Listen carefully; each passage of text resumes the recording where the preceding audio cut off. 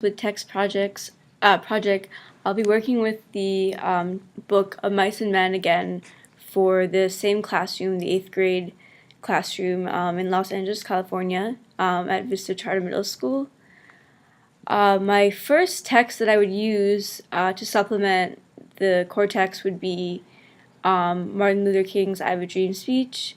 And before I go into that, I would like to have the focus of these three texts and resources I use to be having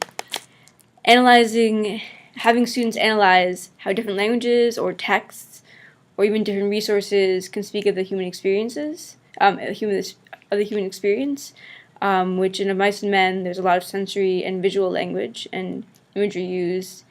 And he also talks about the American Dream. And so I want to have students analyze those themes through these different texts. So for the Martin Luther King I Have a Dream speech, the Common Core standard that would align with that would be for literacy 8.7, evaluate the advantages and disadvantages of using different mediums, example print or digital text, video or multimedia, to present a particular topic or idea. So I believe that this is a great opportunity to examine how the American Dream is present in another text besides a fictional text. So this is a speech, and so this is a great opportunity for students to look at how in another kind of written work, but a not fictional work, the dream is represented, and then students can also contrast and compare these two. So I'd have students do a KWL chart. So first I would have them go into what they know about the American Dream, and then what they would want to know about the American Dream, and what they have learned about the American Dream after they read the I Have a Dream speech. Even if they've been introduced to it before, they can still be reintroduced to it now. The theories that are represented in this activity are constructivist theory. So developmental learning theories are definitely present because students are working together, because I would have them work together to evaluate Martin Luther King's I Have a Dream speech after they do the KWL chart. I'd want them to discuss this. And that's also the social cognitive theory. So students who are more advanced can help students who need a little bit more help with their reading comprehension or with their metacognitive skills, and then also students will be working together, so they can work together to within the zone of proximal development, and then they can also learn from each other in regards to social cognitive theory. And then the learning outcome for this would be students would be able to analyze how Martin Luther King in his I Have a Dream speech uses the power of language and its form to entice and engage the listeners, and whether it's successful in doing so. So I want students to also be able to have some sense of argument here, and be able to provide examples from text and cite those examples, even if just in discussion.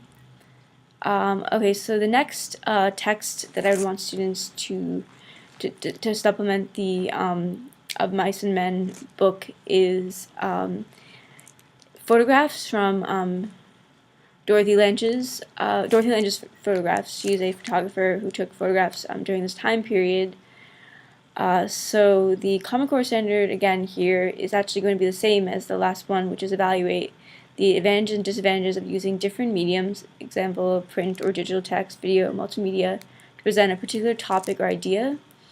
The reason I'm using this again is because I think this is another opportunity for students to compare and contrast different mediums and how they can discuss the same topic, and how they can say different things or say similar things about the same topic.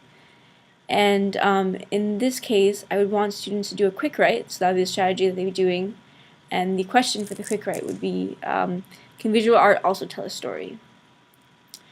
And the theories present here are again constructivist, because students are constructing their own knowledge. They're working with this visual text and also with their knowledge from of mice and men. So they're also making use of sociocultural theory, which is using their prior knowledge.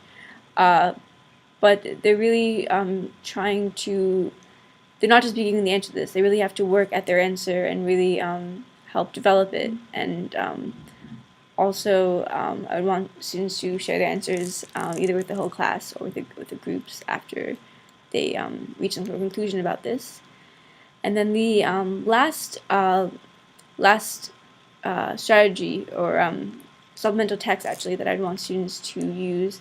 The learning theory for the photographs would be students would be able to ascertain whether Dorothy Lange's photographs or visual art in general can perform similar functions in their effect on the viewer, and whether Lange's photographs are indicative of what they've learned of the time period from Mice and Men.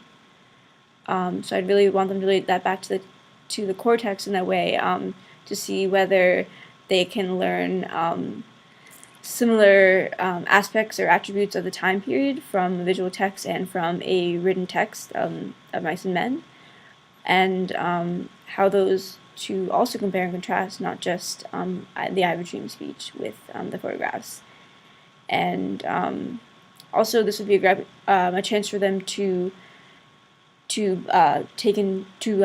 think further about sensory language and imagery again, and how the Mice and Men book uses imagery with written word, but at the same time, these photographs are also visual representations, and therefore they do have that in common, and that would be something that would be really interesting for students to reflect on. The last supplemental text would be I would want students to either visit the Steinbeck Museum website and or go to the museum if there is an opportunity for students to do that. And so I think this would be, the rationale for this would be that students would have the chance to learn more about Steinbeck as the author, the actual author and who he was, and how that affects or influences his writing at all. And students can also really think deeply about how this relates to voice, and whether and when they're writing, if they incorporate themselves into what they're writing. So the strategy for this is I want students to brainstorm prior knowledge. So they've read of Mice and Men at this point, or they've been expected to, and so I'd want them to brainstorm prior knowledge about what they remember about core themes in the book or elements, and even brainstorm what they might imagine Steinbeck might be like based off of reading this book, even though it's a fictional work. So here, again, students working with each other. So social cognitive theory is, again, coming into play. And, again, developmental theory, because students are, again, working together. So students can help each other, and they're working to reach this conclusion. The teacher's not just giving them an answer.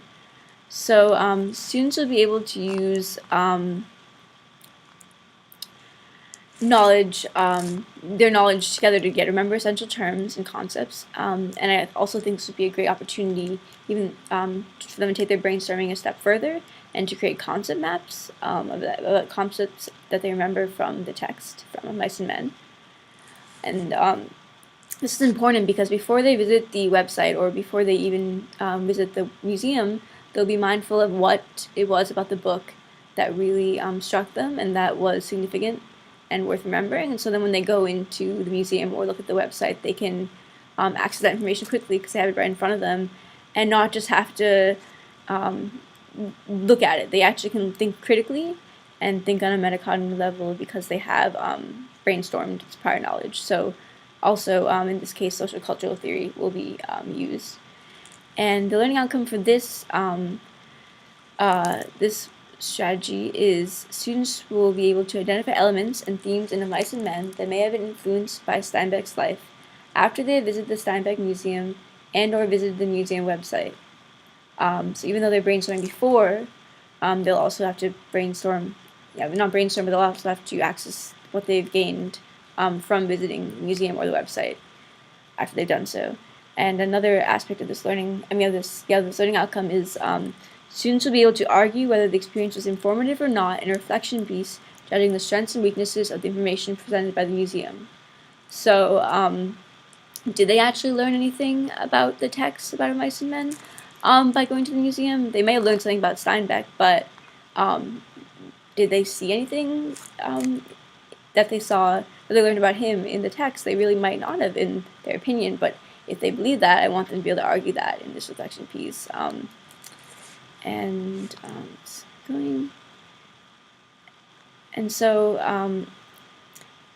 The I Have a Dream speech, even though students may have come across it even in elementary school, still offers a lot of opportunities for students to think more deeply than they might have on in the past, and therefore I would at least give it an intermediate level literacy level. And visual art, the photography, even though it's a photo, many students might not have the ability to analyze a photo or might not know how to, so they might just not want to even approach it. So therefore, I would actually give it a, if not an intermediate level, even a level where I would say even some gifted students might have trouble with it because they may be able to look at the photo but not know how to analyze it and just say, oh, I see a woman in this photo, but not know how to actually to connect that to anything further. And then for the website or the museum, I think this will be a little bit easier for students and a little more accessible for all students because, well, if they go into the museum, it's a more vivid experience, and they're able to really be present in the moment, and learn in hands-on and social constructivist manner. So I think in that aspect, students might benefit. Even students who are having a lot of trouble with reading might benefit from that. However, with the website, that might be more challenging and be more intermediate for some students because some may have trouble looking at a website critically, or some may even have trouble accessing a computer at home, which, although that has nothing to do with that student's literacy level, it does have something to do with whether they're able to access that text.